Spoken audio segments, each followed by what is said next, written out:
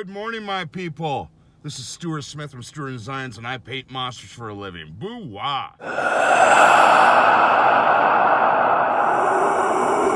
Okay, people, here is the vampire room. And I am going through right after the door hallway. We're going to take care of all the raw wood, kind of blend it in, using a nice dark chocolatey brown to get started. And then we'll stain it up.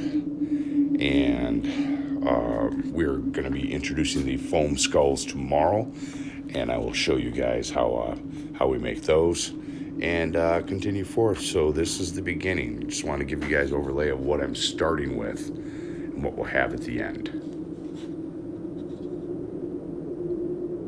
Thanks for coming on board, people. Please subscribe, enjoy, and we will see you on the next video.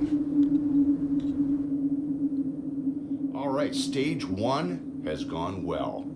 So we used a dark brown, and we basically kind of made the 2x4s that separate the panels make sense.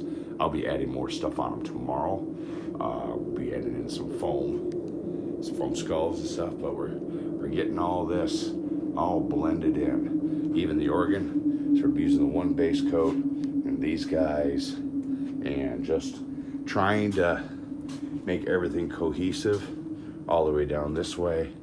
Even place some around her and down that way as well. Now we're gonna fill in this area right here. Told you before in another video, you know, some of the blank wood and stuff where they did the construction. So we're gonna gack that out and blend it in with the organ, and then add in some skulls, and voila, and then we'll distress the whole thing.